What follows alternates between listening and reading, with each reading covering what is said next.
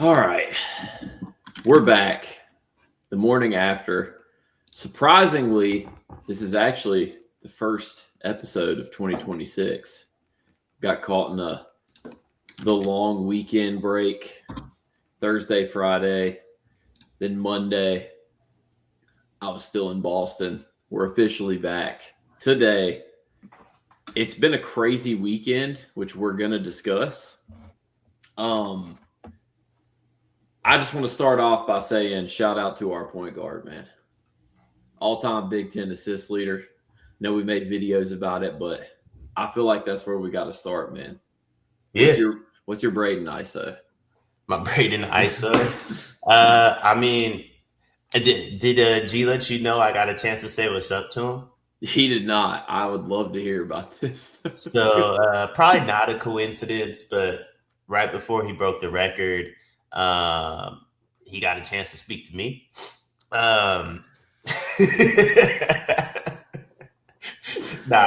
Whatever day G and I recorded, I think it was like Thursday, and we recorded until like 5 Eastern, which was right up until when they were about to record Running Point. Braden, very timely, by the way. Probably, just gonna be honest, Braden Smith, probably the most timely member of Sleepers, excluding G. The rest of us known for being a few minutes late here or there. Braden 15 minutes early to everything. And he's got to be the busiest person on the team, I would assume. Best point guard in the country, best player in the country. So that's hilarious to me.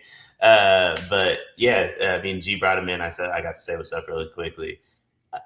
Genuinely like a really, really good dude. So I think it's cool as hell that like our point guard just broke the record for Big Ten assists.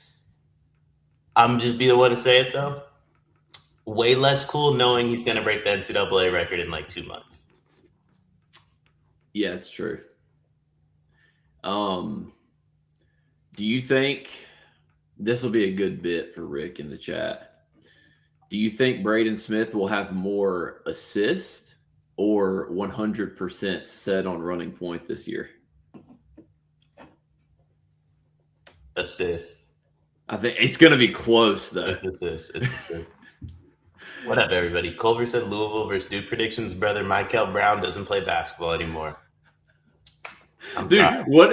This is like becoming a hilarious thing where it's like only the guards from this class just don't play basketball. Michael just doesn't play basketball, man. It is what it is. But I think I watched that Louisville Stanford game. Don't know why. Real sicko hours. Louisville don't stand a chance against Duke without Michael's heard he's coming back soon. He tweeted it. Yeah. I'm gonna be honest. Darren posted a whole YouTube video talking about he'll be back soon too. Until those two are on the court, it's tough. I don't know, man. I don't think Louisville stands a chance without Michael. They built a whole team around him, essentially. Yeah. I don't think the Conwell McNeely thing is going to go over well against Duke, especially, I'll be honest, I would feel differently if Duke had been smoking teams, but I feel like they kind of had their 2 wake-up calls and they might come out like really pissed off, especially because Shire said that they've had major defensive setbacks. I could see them being fired up and like smoking Louisville, I'm not going to lie. Yeah. I mean, they are. Like they are. They're going to smoke Louisville. Do we think Michael or Darren plays more games this year for the rest of the season? Obviously not including the ones they've already played. Michael? Actually, honestly, I think Darren's done for the year. So Michael just has to play 1, in my opinion. I do think Darren's going to shut it down. It sucks, man, but like, I don't know that I blame him. I'm just gonna be honest. Like, I don't know that I blame him. Like, it sucks. He is a lock top 3 pick. There's a world he goes number 1 based off the 3 games at 1/2 that he's played. You know what I mean? Like, he's looked that good in the very minimal minutes we've seen him play. I would take him over Cam. without a doubt. AJ is the only one that I think there's a question mark on that. So I think if you're DP, like, why would you play? I don't know. I don't know. Are you a believer in the Kansas Darren Peterson Ewing theory stuff? Where they get better without him? Yeah. What is the Ewing theory? G explained it to me once, but The Ewing theory is basically, shout out my goat Bill Simmons for this. It's basically you lose your best player and your team gets better. He chose Pickle Rick said he chose to go to Kansas, and I know he made big NIL to go there. Nah, man. So the NIL thing doesn't work for me with top 3 picks in the draft. that doesn't work for me. For it to be money that would move me if I'm Darren Peterson, it has to be like well over $20 or $30 million, because if he's the number 1 pick, how much does he make, JK? You probably know this more than me. $17, $18 million next year? Yeah, I'm pretty sure the top 3 picks are like 3 or 50 or something like that. It's like some crazy range. It's 40. It's 4. I know that much.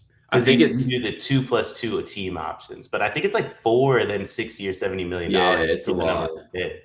So like, if you're telling me like, oh, you owe us. Like, if I'm Darren Peterson, I'll just be like, yeah, I'll pay you a little $4 million back next year.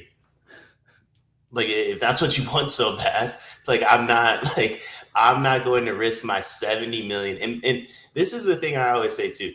Darren Peterson is 2 NBA seasons away, like 2 good NBA seasons away from $400 million contract. If Kansas is that upset about him not playing, I think he would just pay them the money back the way Kyler Murray paid the Oakland A's the money back to go play football.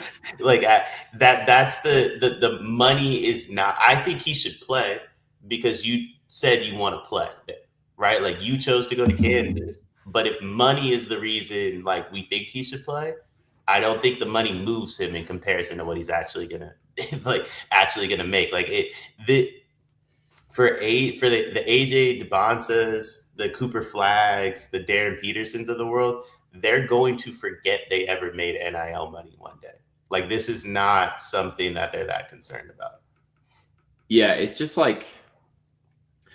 been such a weird air because Bill Self comes out and says like the minutes limit thing. Then he backtracks and says like his leg just didn't allow him to play. It's so funny. Like, Bill Self is kind of from that classic group of coaches, like that Roy Williams, Coach K era. And I feel like we're seeing him in a tailspin because he's never had to deal with this before and he doesn't really know how to deal with it. And it's kind of crazy to watch because I think that's why a lot of those coaches left, because they're not used to this. And like, bottom line, I know fans of Kansas and college basketball are going to call it selfish, whatever. Like, there's never a world in which these guys are going to put a college team over their pro hoop dreams. And that's just a fact. Yeah, I mean, Hyena Scar said I would avoid players like him like the plague. Only reason I'm saying no is you're getting a guy that legitimately, if the NBA allowed him to declare for the draft, could make $11 million, 12, 13, 14, $15 million right now. And you're getting him for like 3. So, I mean, honestly, if Darren Peterson gives you anything, the return on investment's really good. Now, I can understand the frustrations too, but like, you're getting a player that's valued at like 5x what you would have to pay him, right? Like, if BYU got DeBonsa for $7 million, everybody said that's a really high number. But if it is $7 million, you still got him for like less than 3 times what his worth is at a basketball level. So I think you still take that chance, but because you don't know. And then Andy said John Henson had some relevant thoughts last night on Field of 68. He derailed his career trying to play through the same sort of injury. Yeah, I think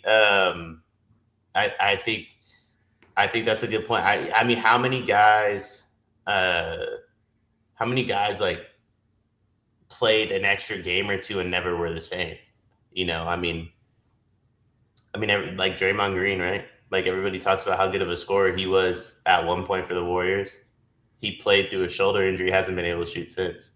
So, I mean, to do that when you are making less than 25% of your value, why would you do that? Like, I don't like that's the portion of this. Like, you are not like if you're paying for Pickle Rick, I'm gonna use Andy, I'm gonna use Purdue as an example. If you're paying for anybody on Purdue, right, you are paying them what they're valued at. I think that's like a fair thing. If you are paying Darren Peterson, you're paying him so much less than what his value is. It's a harder argument to get him to play. I do believe he should play. I'm on everybody's side. Like you chose to go to Kansas, you should play if you have the ability to. But I don't know. I don't blame him though. Like I really don't blame him for not. Yeah, it's just kind of it's one of those things where like as a fan of the sport, you just want the best players to play all the time. Sure. But at the end of the day, you got to look through everything in the lens of if you were in that position, what would you do? And if you even felt the slightest twinge in your hamstring that could make you think you're not going to the league and your dream is to go to the league and you're in that position to where you could be a top 5 pick, I'm like, we can sit here and try to play this like high morality role in our heads. Like, no, bro, I'd play for the team. No, you wouldn't. Nobody would. I don't think. Like, I'm not going to say blame. I'm not blaming him. It sucks. It's a horrible situation that like, here's the problem with the money argument. It would happen even if money wasn't involved. Even if the NIL era wasn't a thing and Darren Peterson was hurt and he was just at Kansas, he would not risk his NBA career to play at Kansas, regardless of if the money was involved. Bro, people don't even risk their like. Let's be real. People don't even risk their like final year of college eligibility for like injuries at this point, right? Like, how many college players do we see go, I'm not gonna play. I'm not 100% okay because they know like some team promised them $2 million next year. This is a guy that is literally 4 years away from making enough money to fund Kansas's rosters for the next 50 years.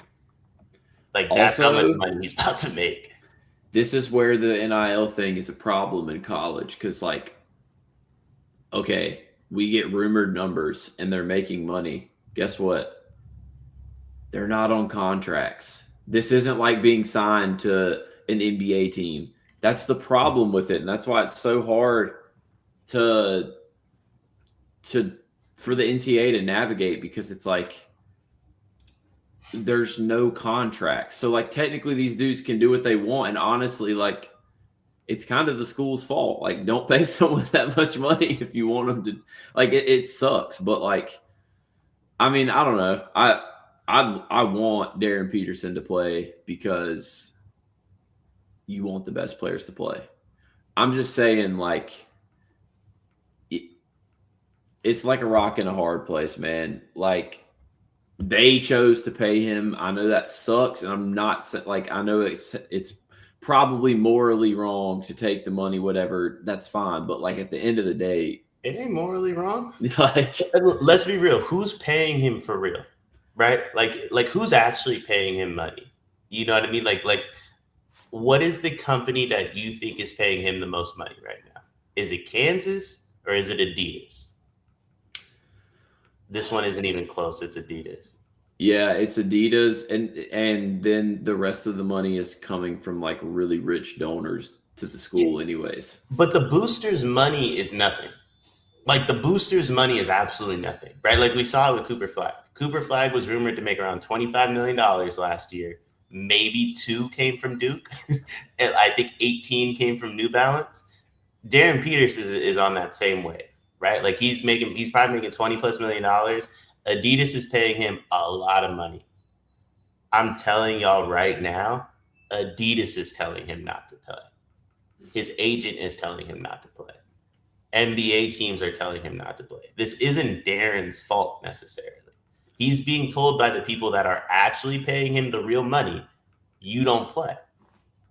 And that is seriously, like, it is what it is. Like, if Kansas wants their voice to be the loudest voice in the room, you have to pay Darren Peterson what his worth is. That's not going to happen. Yeah, and see, Hyena basically saying what I agree with. Why would you get involved with this from his side? I get it. You can't guarantee involvement. Exactly. If a team decides to pay Tyron Stokes $8 million next year, they probably know up front that if the slightest injury happens, he's prioritizing his NBA career. Like, that's the price you pay for getting this level of recruit, like this top 5 pick, top 3 pick guy. Not saying it's fair to the team, but like that's also the dice you roll when you go after someone like this.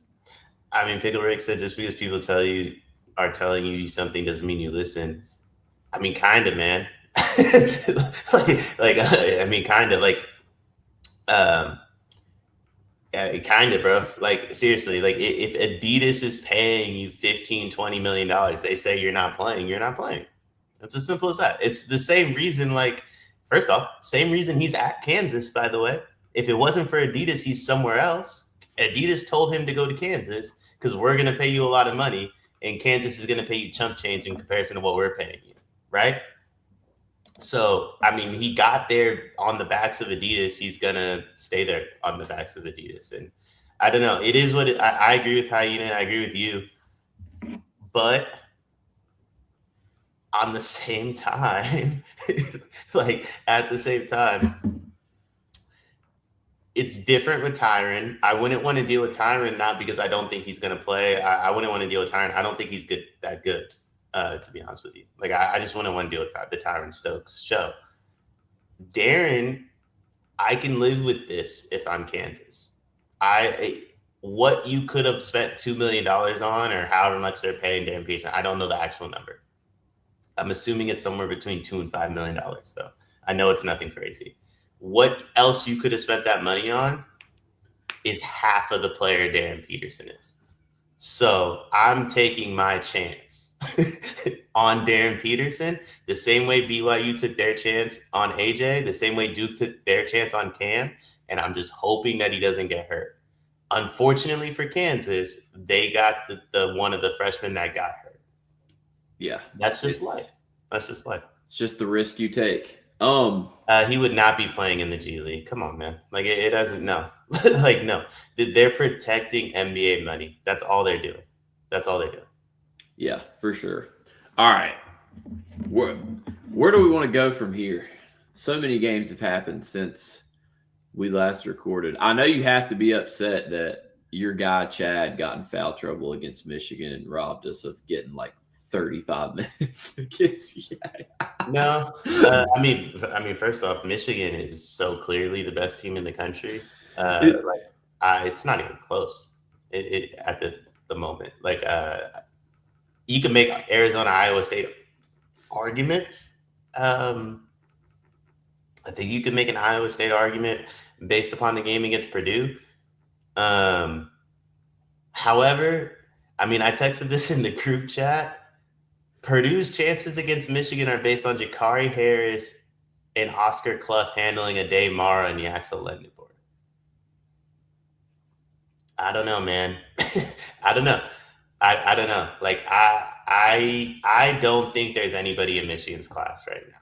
I will say, although I do agree, my opinion went from like after Friday, Michigan clear-cut best, to after last night, I'm like, all right, I'm still going to put Arizona in that combo just because USC turning around and getting 30 balled by Michigan State too was not the greatest look. But so they got 40 pieced by Michigan, right? Or was it only 30? 30. Only 30. Yeah, it was only 30. Yaxel didn't play. And by the way, like the minutes Yaxel did play, we got maybe 4 good Yaxel minutes against USC. And then he just walked around the court. essentially. Like he limped around the court for another 12 minutes in the first half. Then he went to the locker room, and I don't know why he tried to play in the second half at all. Like largely for that game, Yaxel was a negative asset for Michigan, and they won by 30. Yeah, that's kind of. It's because Merez decided I'll go get 30 myself. Like they have so many options, bro. Like they just have so many options. Well, that's the funny thing. Like if you watch, really I feel like the only game where Yaxel's had to like be a hero was that Maryland game when he just decided he was going to drop 30. Every other game, it's like as long as Yaxel just goes out there and gets his 15 and 9, they're chilling. Like they don't need him to do what like Boozer has to do for Duke to win or what AJ has to do for BY. That's what makes them so scary. Like they just have so much depth. Like they're just, it feels like it doesn't matter. It feels like it doesn't matter who's off. The only way they would ever lose is if the whole roster was having an off night, and the chances of that happening are very slim. I mean, like I said, bro, so I don't think the MSU game doesn't move me for a few reasons. One, like I said, Yaxel didn't play. So, like, your best player didn't play. And when he did play, it was honestly worse than if he didn't play, if we're being completely honest. So, I mean, I think that's a major reason the game, like, whatever happened against Michigan State doesn't move. But also, the Michigan State game was the second one. So they played at Michigan. They like at this point, USC had been on the East Coast for like a full week. You know what I mean? They had to stick around in Lansing. Like I don't know. It doesn't. That one's not like. It's just not comparable. I don't think the two games are comparable. So to me, Michigan so clearly won. I don't think it's close. Like tier 1 is Michigan. Tier 2 is Iowa State, Arizona, and then tier 3 that's everybody else right now. Yeah. I mean, as good as Iowa State is, it's weird because I think Iowa State is as good as Arizona, but I think Arizona is the only team that can even like try to match up with Michigan. Here's why I got Iowa State in the Arizona tier. I'm not ready to give up on Purdue. Yeah. If you don't think Iowa State is in the Arizona-Michigan tier, and I'm not saying this about you, I'm saying this in general. If you don't think Iowa State's in the tier with those three teams, you're completely done on Purdue. Completely done. Like you can't tell me Iowa State isn't as good as those two teams, but Purdue is, because I watched pure belt to ass in math. Yeah. So like to me, I'm not ready to give up on Purdue. I think that was a product of just how good Iowa State is, along with, a bad game in general from Purdue. But for Purdue to get smoked by Iowa State the way they did at the crib, if Iowa State isn't in that tier, that to me is basically like a white flag on Purdue. Yeah, I'm really interested to see what happens when we get into these deeper Big Ten matchups. It's going to be, there's definitely some bangers on deck. In the Big Ten? Yeah, like there's. I don't think so. I don't think so. I mean, even if you don't think it's going to be a good game, like there's just like Michigan Purdue is still going to be like such a fun game. Michigan Purdue's good. I think Michigan to Purdue is good and fun. And I think a lot of those other teams, like when you loop in the Illinois, Nebraska, Michigan State, like that whole group playing against each other, like I thought that wasn't necessarily pretty, but the Michigan State Nebraska game is probably what a lot of those games are going to look like. There's a lot of fun ones. Like I'm not saying anyone's going to beat, or someone's going to give Michigan a run for their money or anything like that or whatever. I do think Michigan's the best team in the Big Ten easily. I'm just saying because we're talking about the Big Ten right now. I know you got to – I'm just saying they better be Because the amount of shit that G's going to get if they lose is going to be unfathomable. What, in the Big Ten or the March Madness? Both. At this point. Listen, the March Madness is fluky. But, you know, the thing about Michigan, I think they're already in the Sweet 16, right? Like they've shown like no team and like no quad 2 team's going to beat them. So like I think for Michigan, they're already in the Sweet 16. They're very clearly going to get whatever region they want, right? Like they're going to be the number 1 team. I don't know. I think the middle of the pack of the Big Ten's a lot of fun, like the Michigan State, Nebraska, Illinois. I think the top, you know, we're going to get Purdue, Michigan, and Mackey. I think that one's going to define the conference. I don't think anyone can touch those two. Illinois gets Purdue in Mackey, though. That's the only thing. I was going to say maybe Illinois can get Purdue if they play in Champaign, but they don't. So I think that game will be fun just because of the way Illinois plays. Braden might have like 27 assists in that game. Like Purdue is good, like phenomenal. Purdue's a phenomenal team. That's why, to me, I always say it's in that tier. Like I'm not ready to give up on Purdue. I'm not. I'm not. I think though, well, like this is what I was gonna say. The Big 12 is way more fun than the Big 10 right now. Oh, I mean, yeah, because I mean, you look at BYU, Arizona, Iowa State, Houston, like all those teams are gonna just like, yeah, it's gonna be crazy. To me, it's way more likely one of those teams gets to Arizona than it is somebody gets to Michigan right now. I definitely think don't see it.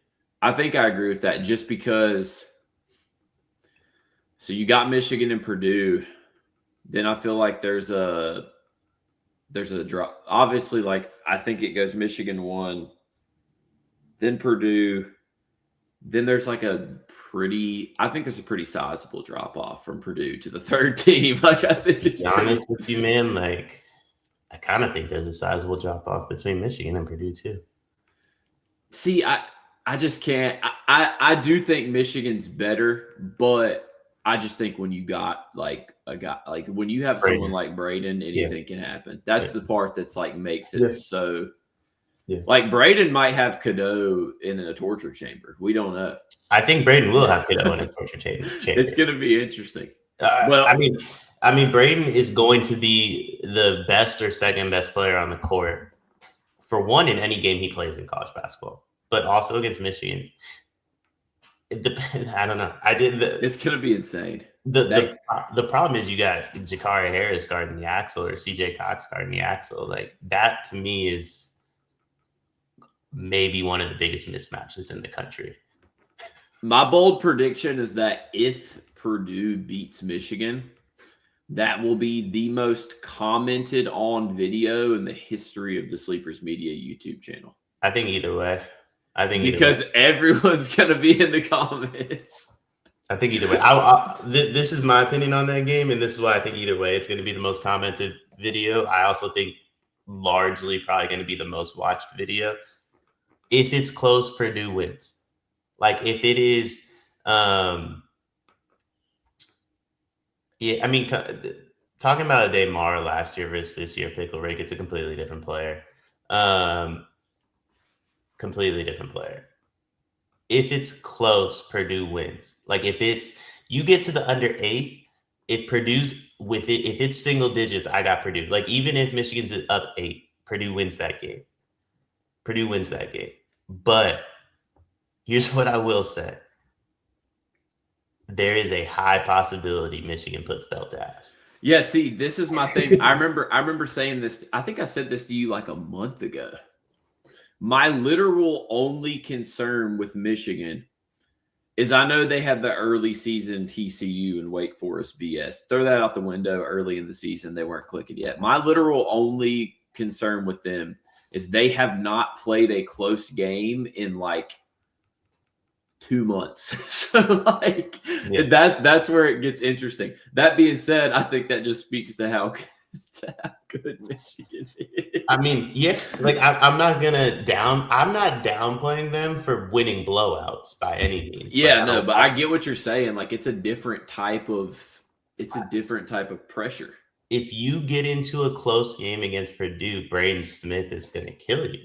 And I just don't think they have the ability to win a close game against Purdue. It's not so much that I don't think Michigan can win close games. I don't think they need to. I don't think they need to. But it's just a high possibility. It's one of those things. Like, if it's close, I got Purdue. But I think there's a world like you could turn it off 10 minutes to go at the same time. Like, I don't know, man. Like that Iowa State game, that was really bad.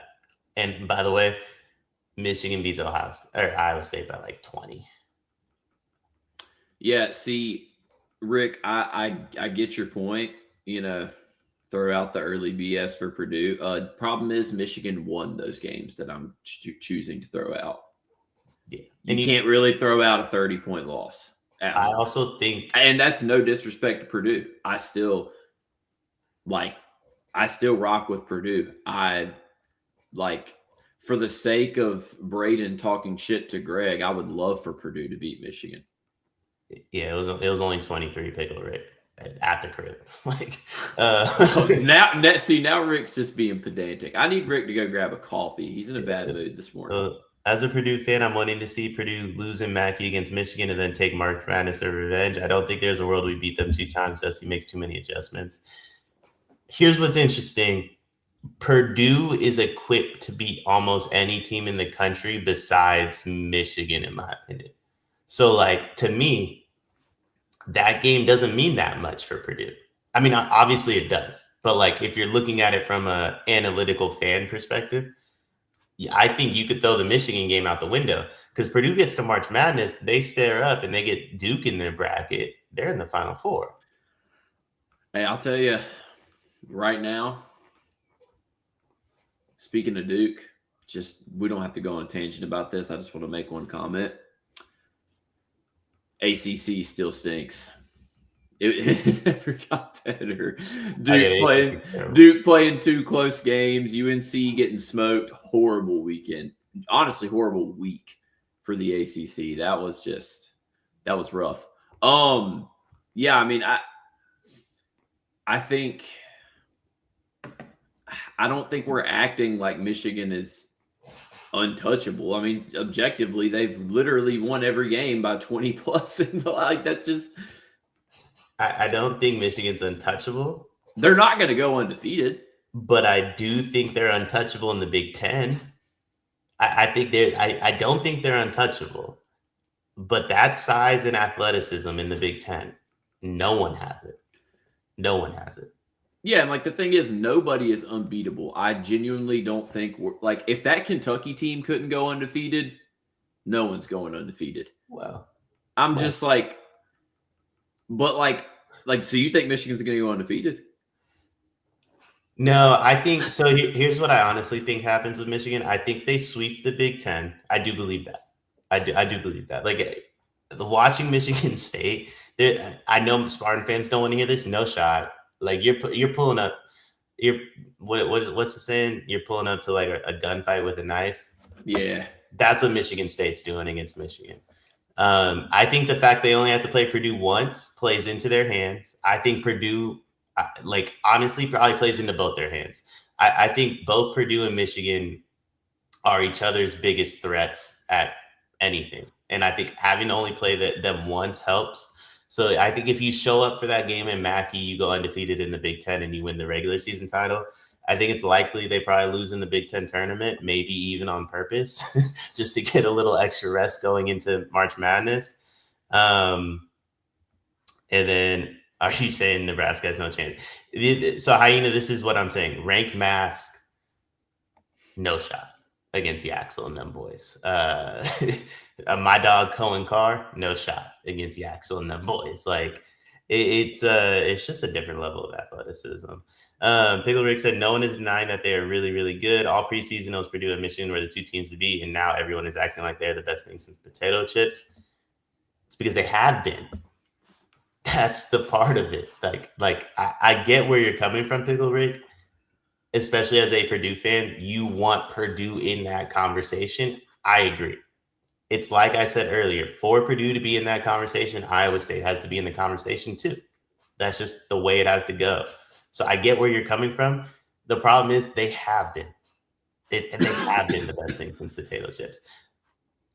It's not even that someone needs to beat Michigan to change our opinions. Someone needs to play them close. Can you keep it to single digits? Like, can you keep it to single digits? like until someone can do that, it's hard.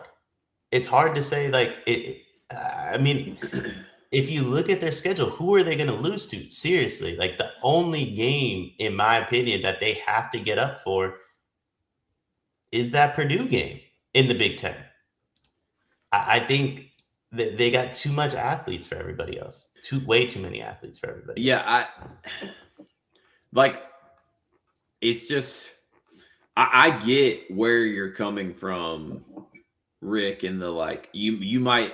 Like, it sounds crazy to say they're going to run the table in the Big Ten. And I get that. Like, it might sound crazy, but like objectively, if you just look at what they've done, like you can't call it a crazy take. I don't think they're going to run the Big Ten, but I can't call Deion crazy for thinking that because look at what they've done. Like, it's just, they beat Gonzaga by 40. Pickle Rick, you just said there's going to be a night where things are just ugly. That was USC. That was one of the worst performances I think Michigan could ever have. They were so bad against USC. Awful. They won by 30. And their best player didn't play. The one that convinced me was the game they played really bad. Was against Maryland. Diggy Coit couldn't miss. He dropped 30. They still won that game by like 19 or something like that. They covered the spread in every game but 2. like they're not just undefeated, like they're destroying teams. Like I get it, USC is bad, so is a lot of the Big Ten though. Like there's what, 5 or 6 teams that Michigan has to get up for, one of them being Purdue, of course. I'm supposed to sit up here and say with a straight face Divine Ugochukwu is going to beat Michigan. Come on, man. Denham Wojcik's going to beat Michigan. Yeah, Denham Wojcik's going to. Carson Cooper got smoked for Yaxel. Like, come on, man. Like, I really like Michigan State. Michigan is the polar opposite of what it means to be a Big Ten team. That's why I think they're going to run the table. The only reason that I just can never, ever, ever be like fully counting Tom Izzo out. That man's got some like witchcraft shit that he's just an absolute. Like, if there's any coach that could come up with some crazy game plan to like somehow, it's probably Izzo. Now, that being said, on paper, absolutely. Michigan should honestly be probably worse. Like, I mean, the only reason I'm saying it, they're just not a real Big Ten team. Like, style play, athletes, physicality, size, the way they run and jump, pace they play at. That it's so much like we've like for years haven't like G Cart and everybody been saying for the Big Ten to break the streak of national championships, you have to play different basketball than they're currently playing, right? It works in the Big Ten. It doesn't work in March Madness. Michigan does that. That's all I'm saying. Michigan does that. Can he keep up? I don't think any of them can besides Purdue. I really don't. And honestly, Purdue can because it's at Mackey. Like, if it was at Chrysler, I don't know. I think I'd feel differently. But I do like if Michigan can get up for that Purdue game, I think they have a chance to go undefeated. I think that's the one game, like circle it on the calendar. That's going to be the defining moment. I think they're going to smoke Duke. Yeah, I just don't think – I think the reason they're going to smoke Duke is because all you got to do to smoke Duke is just like – stop Cam. Yeah, the rest of their team's not good. No, and they have 3 guys that can guard Cam. Yeah. Like Yaxel on Cam with like Mara or Merez playing help, because who the hell is afraid of Ngungba on offense is going to be it's going to be wicked. Like, especially with no defensive 3 seconds, there's a world where Mara just sits under the basket the whole game. Bro, they're going to beat Duke by like 25 plus. It's going to be nasty. It's going to be nasty. I can't wait for that. I can, because I tell you what, that Duke game, I'm be hitting the remote like this. We'll be turning it off around the under 16 in the second half. Like, I don't think Duke's got the horses to beat Michigan. There's a few teams I do believe can beat Michigan. Like I said, Purdue, Arizona, Iowa State. After that, you lose me. After that, yes, Rick. I do remember when the ACC was good at basketball. Now, here's a better question. Do you remember when the Big Ten won championships? Because honestly, no. You're right. When was the last time the Big Ten won championship? Michigan State? I think so. I mean, State, right? It has to be. No, Michigan, right? Did they win that year? Did they win the Trey Burke year, or am I tripping? No. They lost to Louisville. That's right. Yeah, they lost to Louisville. But by the way, asterisk, like Michigan probably deserves that one because we removed it from Louisville. They lost to Luke Hancock, bro. The Luke Hancock game was special. Hyena said, honestly, if Maryland went back to the ACC, wouldn't they be top 4? Absolutely not. Not so. The thing is it's just, I don't think Duke or UNC are like worse than like Illinois or any of those teams. No, like Duke and UNC would be after Purdue and Michigan, the 3rd, 4th best teams in the Big Ten. So, Rick, JK, you see that shit with Rashad McCants talking about Roy being racist towards him while he was at UNC. Not going to say anything other than don't think Rashad McCants is a very credible source. I'm not gonna get into the Gills Arena stuff. I'm gonna do a hard pass on that. Rashad McCants be saying some. What did he say that one time about? He would average 30 or something like that on a bat. I don't remember exactly what he said. He said if he was the first option on a bad NBA team, he could average 30. Yeah. And he told DeMarcus Cousins to DeMarcus. And by the way, DeMarcus Cousins had one of the more idiotic takes I've ever heard in my life yesterday. So, like, I can't believe I'm about to defend him. Bro really sat up there and said I'd trade Dylan Brooks, or I would trade Austin Reeves for Dylan Brooks, whatever. But he told DeMarcus Cousins to his face that DeMarcus Cousins averaging whatever he averaged for the Kings wasn't impressive because it was on the Kings, and that he would have done it if the Timberwolves just gave him the ball. Yeah. And Boogie was like, what are you talking about? Bro, Boogie was literally putting up like 2020s with like Bro, I can understand if Rashad was like, hey, I would average 17, 18 on a bad team. I do believe, like, you're in the league for a reason. I mean, come on, man. Like, the dude averaged 30. Like, he averaged 30 against the 1 percentile of people in his field. Like, that ain't, come on. Yeah, that's a hilarious spot. Also, have not gotten Michigan State recap yet, so I'm actually really, really curious to see. I would be willing to bet you that 15 minutes of this recap is Carter arguing with Greg about how his team also beat USC by 30. I mean, yeah. I mean, it's gonna be special. It's gonna be such a special Michigan recap. did to USC was basically what if Michigan State beat them by 30 and Jackson Kohler didn't play.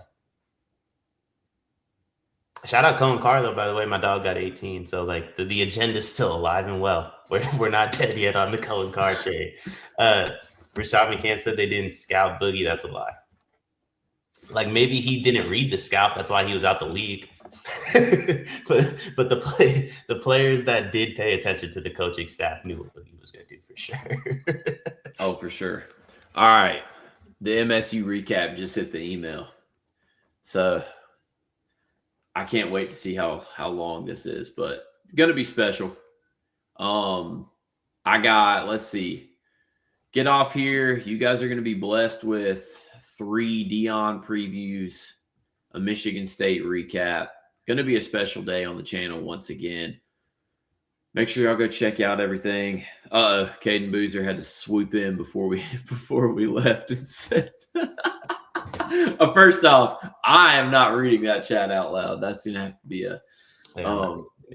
I do got to record with J-Man too, so I think they're gonna get 4 previews from me because I sent you 3 already. Oh, banger! 4 Deion previews. We got like 3 Subi and J-Mans. We got. I signed up for 12 this week. JK, did you see what my resolution was?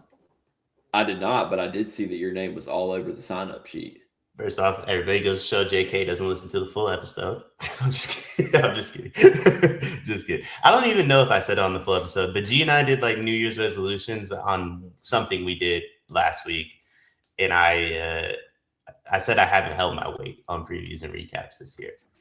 Been acting like a little bit of a diva with the previews and recaps. So, I mean, you know this. I've had a lot like family and work stuff going on, which is the real reason I didn't sign up for too many, but I wanted to make sure like this week I was making sure that I was like locked in again. I respect that. I mean, I just want to say like you've been locked in plenty on other stuff, man. So nah. You but know like what I'm saying. I know. But like I haven't done a preview or recap in 3 weeks, dog. It's true. It's true. I can't do that. Like I gotta at least get like 1 in. Just for reps. Very true. Can't get rusty. No, I've basically been the Darren Peterson of previews and recaps, dog. Like I'm cramping up. Oh my God, Deion Peterson. That's special. Darius Acom. All right, everyone. I believe Riley's on tomorrow. Classic Wednesday. Who knows? My bad, JK. I didn't mean to cut you off. I'm sorry. No, but before we end it, I got the go-ahead for Riley and I to interview random people at the YMCA. That's lit. Yeah, we got the clearance. Oh my God. I can't even fathom how that's going to go. Yeah, we got the clearance. I'll end it with this. Yes, LAT should have dropped Kenny. Do you have a UNC question? I mean, I feel like JK could take a UNC question or 2. Oh, you're saying we should ask the YMCA people UNC questions. Absolutely. Oh, 100%. Dude, listen, in the triangle, every question should literally be Duke or UNC. Everyone's going to have crazy opinions. I want to talk to them about, I just want to ask people their thoughts on because I feel like, so what I've realized this year is I had a couple takes last year that were crazy in the moment, but now everybody's starting to catch on to them. The Carolina Blue thing used to mean something. Like I've seen that a few times on Twitter. I was the first one to say that a year ago. Hey, I will say counterpoint, and this has to be the last thing before I go do this Michigan State recap. SMU doing the belt thing in the locker room actually made me feel better about this team because no one cared if they beat UNC last year because they were so bad.